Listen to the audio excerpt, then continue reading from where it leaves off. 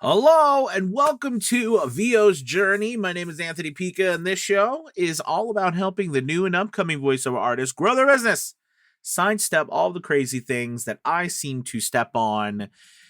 Today is June 12th. It is a Monday, and it is summer. We're going to be doing, it's going to be the same format. I'm not doing something different, but what I'm trying to do is consolidate a little bit and take these videos as well and make them videos / podcasts so that my podcast listeners can keep getting podcast episodes, because the reality is I do a lot of videos, as you guys know, every single week. And I think what happens is for the podcast, my podcast listeners don't get a lot of episodes anymore. And it used to be, for a period of time there, I was doing all the videos, live videos, podcasts.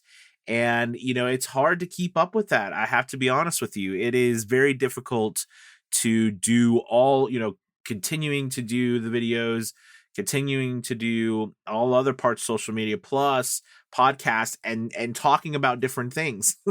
It's not easy, it really isn't. So anyways, I'm trying to get both of these put on, so that, and that's typically what people do, is they do videos / podcasts, and then you can post that to different places so people can see what you're doing and hear what you're doing on social media along with your podcast. So just so you know, I'm going to be doing that more, so you might be seeing more podcast episodes, and that's a good thing, so that we can get people, the podcast listeners, to keep going. So that's going to be happening. So let's go ahead and dive into what we're talking about today. This is VO's Journey.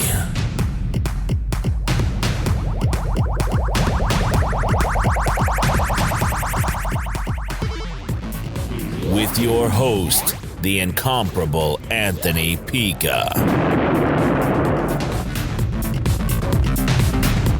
And that is your commercial demo. I want to chat with you about what to put on your commercial demo and why that's super important. Real quick, before we get started, make sure you hit that like and subscribe button. Don't be afraid to leave a comment or a review if you're listening with the podcast. And also make sure you take a moment if you're looking to join a community to start and grow your voiceover business. We'd love for you to check out a VO's Journey Elite Academy. We have a link below that you can get 50% off your first month and try it out for summer. See what you think, and maybe get this voiceover business up and rolling. So, all right, so let's talk about your commercial demo and what to put in your commercial demo.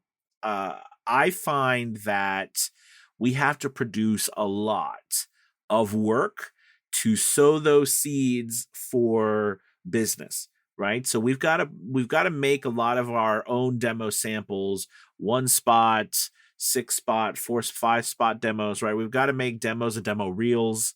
So we might have 1 spot demos, and we might have demo reels, which are typically, right, 4, 5, 6 spot demo reels.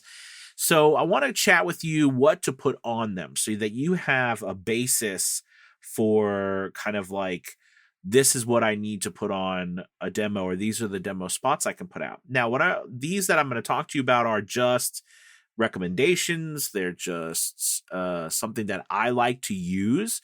They're not written in stone, but they're a good rule of thumb.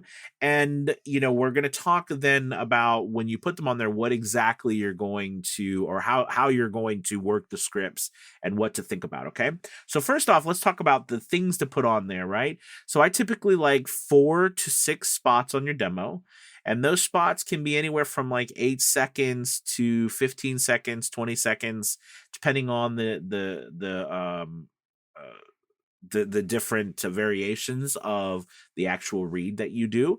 But you want to get on there at least a good contrast, okay, of 4 to 6 spots.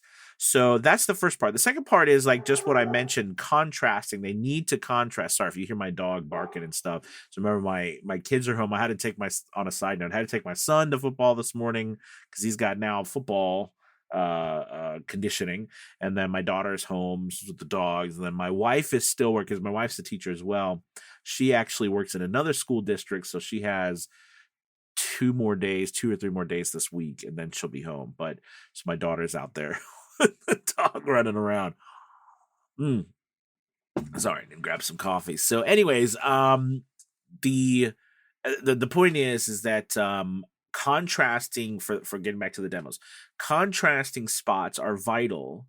I see some people make demos and they just kind of put out the best they can, but they put out spots that sound exactly the same, and you want to contrast those spots so that people get an idea for, hey, this person can do this and they can do that. They can have this style read and then they can have this style read, right? We can have an upbeat, relatable, fun read, but then we can have a serious conversational read, or a relaxed conversational read, or a authoritative read, right? Or an enticing read. These different styles and tones that you can use. So we want to contrast those. So we need the correct spots. Okay, so third now, what exactly spots, sorry, I'm stuffed up today. What exactly spots do you put on there? All right, so one, I always love to have a luxury spot. Something like a car, something luxurious, a car, a watch, perfume, clothes, something, a luxurious vacation, something to where you can show an enticing read. Okay, something that really gives you a like a read that people will be like, wow, I really, I feel the intimacy and the pull of it, right? We want to have that read. So another read that we want to do is, I always like to have a financial read, something that, whether it's a bank, it's a credit card, it's a loan, it's something to do with money that gives you the ability to show an authoritative read, but also relatable. All right. So it's important to be, professional, like that you can show that you can do a professional, relatable conversational read, but that you're in a place of authority, okay, on a subject. So, that's a really good read. And I usually do that through a financial read. Another read that I like to do is something comedic. I always like to break up, a demo with something comedic or something funny in there, right? Because we have serious, we've got funny. So I always like to do something funny. And of course, the funny commercials of our age are usually the insurance commercials. Okay. But you can do a variety of different types of funny commercials or spots. So I would look at something funny to really show that you can go from one to the other, because there's a lot of funny stuff out there too. People hire for that. And being comedic is all about timing, right? When something's said, how it's said, the time and the spaces, and it's important for you to be able to show that, right? So we want something comedic. And you can stick to an insurance spot if that works for you as well. But yeah, so something comedic.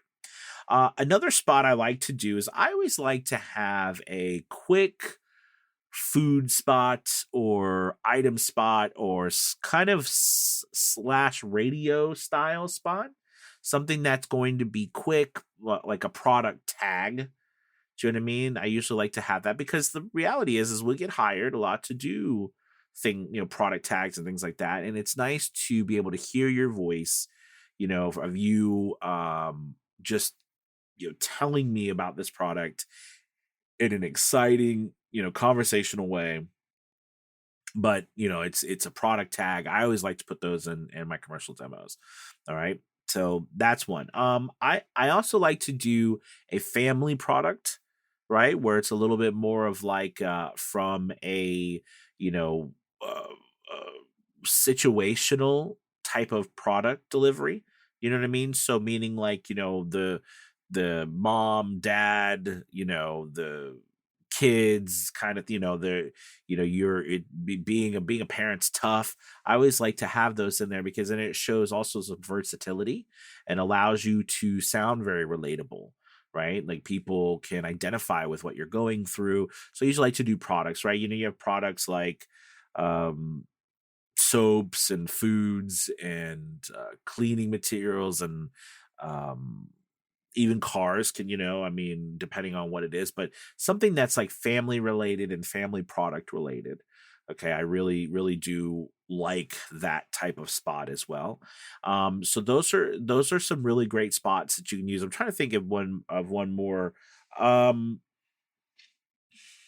that those will serve you very well. I can't remember if that's 5 or 6, but those will serve you very well. And and the last spot is kind of one that you can decide to put in or not. But I'm always a big advocate for putting in something local around your area, just because I think it gives you something that's uniquely yours as well. So like a business that's local around you, something that you identify with, that you're familiar with, and that's around your area, that you could possibly also reach people around your area with. Okay, so that's what I always like to do. That one spot is something local. So listen, those spots, hopefully those ideas there will help you with a general guideline for, and I would write those down, write those down, listen back to this, write those down, keep those somewhere so that when it comes time for you to make a commercial demo reel, or you're doing demo samples and one spot samples, you use that as a kind of a guide of what to think about. Now you can vary those, switch them up, make something serious that's supposed to be comedic, and something comedic that's supposed to be serious, and vice versa. But use those so that you get an idea of being able to contrast your work. It's so important not to put out demo reels that sound like every spot sounds exactly the same. Okay, it just makes no, I mean, the only thing that changes is the music. Okay, because it just, trust me, a listener can tell.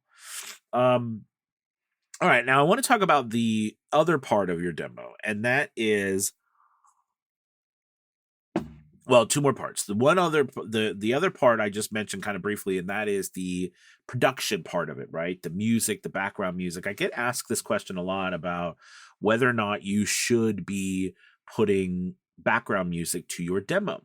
When I first started, I decided that I wasn't going to put background music on my demo because I wasn't any good at it. And I thought that would be an issue. And I thought, well, I could pay somebody to do my demo. That'd be great. But I didn't have the money to pay someone a couple $1,000s to do my demo at the time. So everything I did, I had to do myself. So I basically decided that I wasn't going to put background music on it. I was going to make it as good as I could, but I would, and the spots would flow nicely to the other ones, and it was clean audio, etc. But that I wasn't going to have background music. And I did that for about 1.5 to 2 years. And, I will be open with you guys. I got a little bit of work. The majority of the work I got in the first couple of years of my voiceover business was a lot of audiobooks.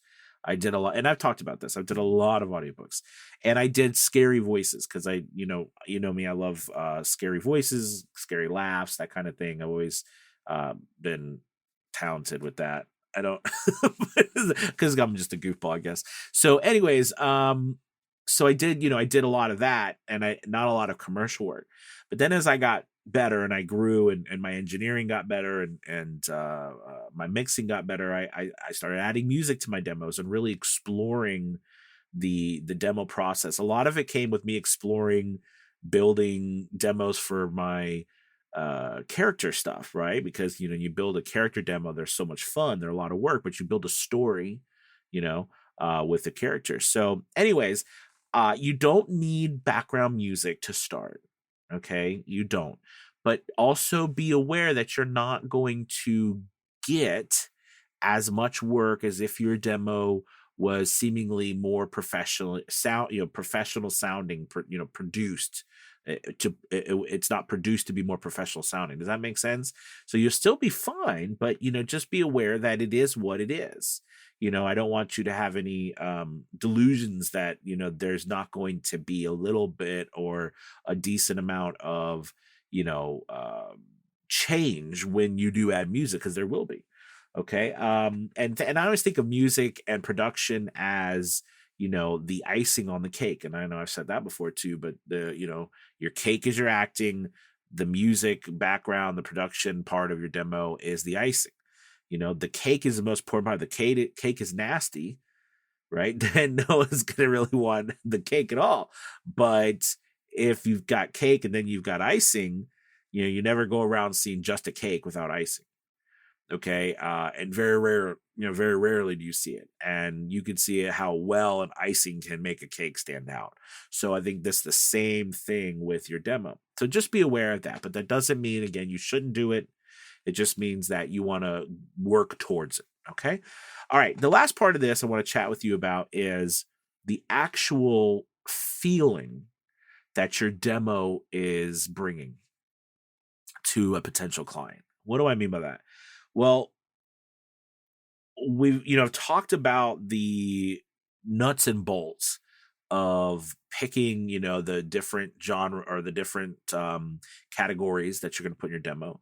We talked about whether to put music on your demo, not to put music on your demo, understanding what one brings, what one doesn't bring, etc. So we talked about the production, but what we haven't talked about yet is the artistic part to all this, as well as the feeling, the aesthetic value, as well as the overall enticement, relatability of your demo and the reads that you do, the words that you use. It's easy to go and even on like Chat GPT or one of these places and type in, write me a commercial demo for, or write me a voiceover commercial demo, or write me a voiceover script that's 8 to 12 seconds long. That's for Ford, F-150, and it'll pump out something. Well, what usually you get, and what usually hear a lot of people who are just starting, is that a lot of the copy that they write is very informational. All right. And it's full of more like stats as opposed to the why we're doing something. And most, most commercials, when we like to see a demo, we want to inspire people who are listening to our demo to actually want to buy from us. So that means that the words that you use in your demo are just as vital as how well you perform your demo and how well the production is. Meaning, like, you want people to leave, say, wow, that was moving, that was really great. That was, that stuck with them, right? The material itself needs to be fantastic as well. So I think that's something to really consider when you're building your demo, that the spots themselves need to knock it out of the park, right? Your scripts. And one thing that I find really works is that it's okay to have an informational spot, whether it's the authoritative spot we talked about or a product spot. But if you think about it, all the spots that really move us, that really interest us, they are spots that talk about why we do something, not how. All right. It's the why behind it, why we're doing these things. What is it deep down that moves us? Why is it important?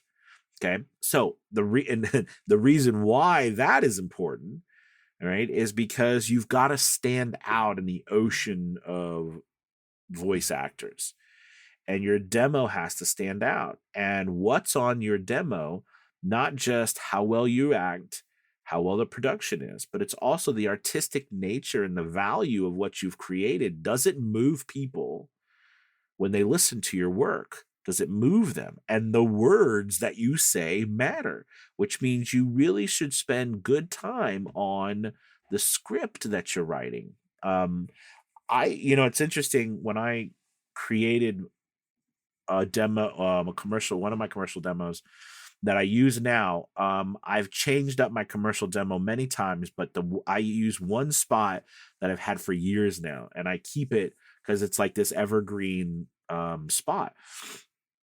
And it's a spot that I came up with, an improvisation that I did to come up with this. And by the way, one thing, improvisation can work very well for coming up with, demo spots.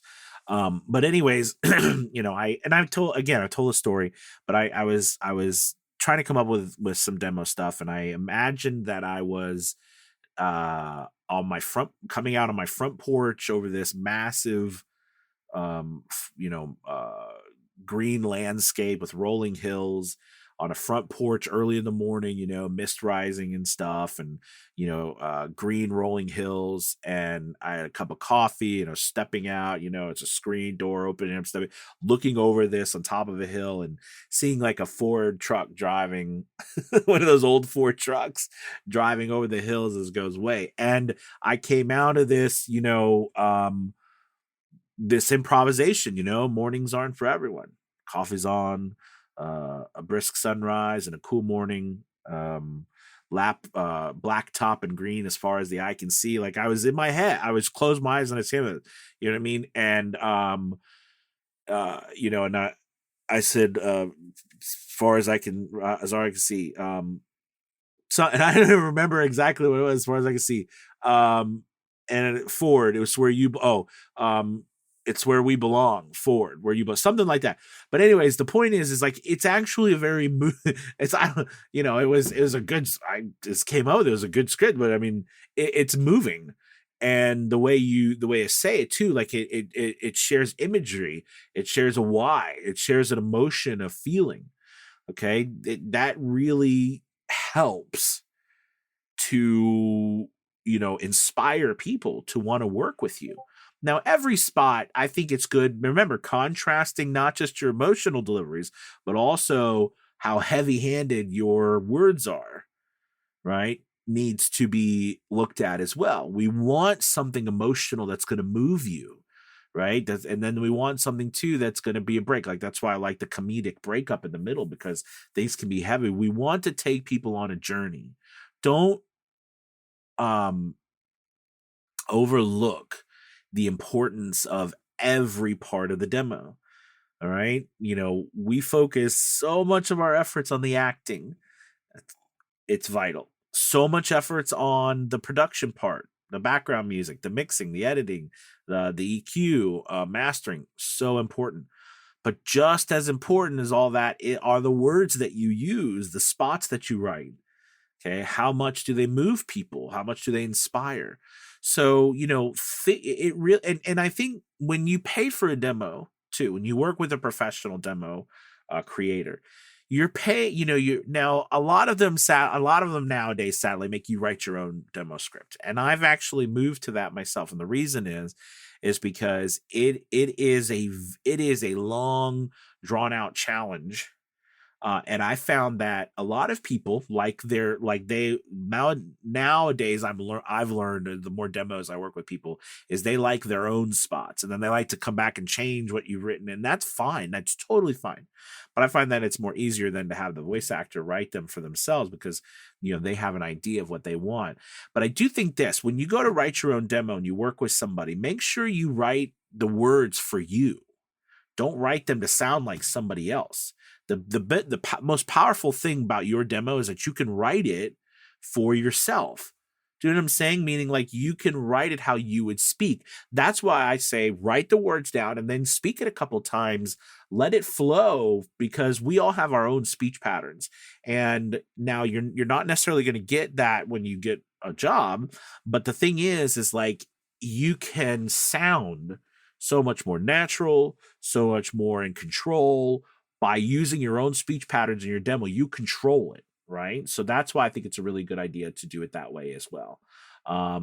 So listen, what I was going to say was, working with someone professionally, when you're paying someone, a lot of times you are paying for that artistic direction. And if you can find someone who will write the scripts for you, and that's what you're looking for, or if anything, that you'll write the scripts, you'll say, hey, can you take a look at this and tell me what you think?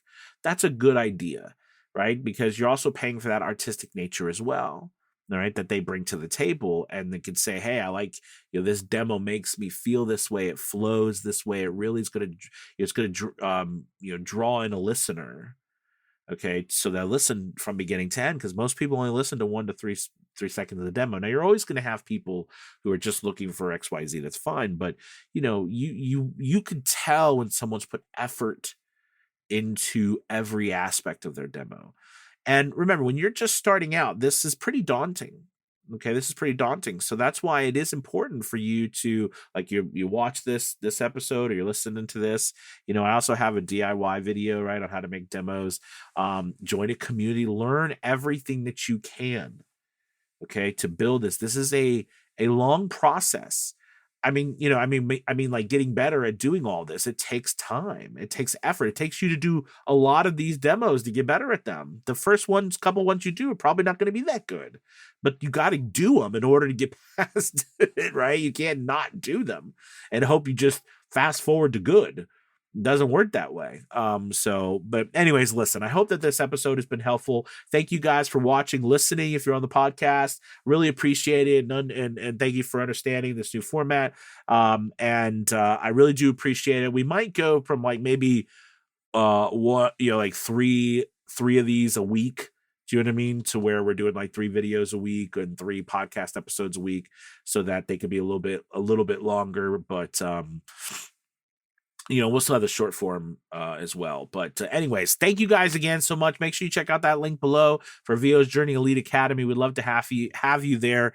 And again, with your commercial demo, give it everything you can. You're going to get better at this. All right. Remember, you've got the scripts, you've got your contrasting reads, and you've got the production and background music, etc. Each part of those you will get better, but the only way you'll get better is by doing them and giving them a shot. Okay. Thank you guys for watching. Have a wonderful Monday and happy summer. Bye-bye.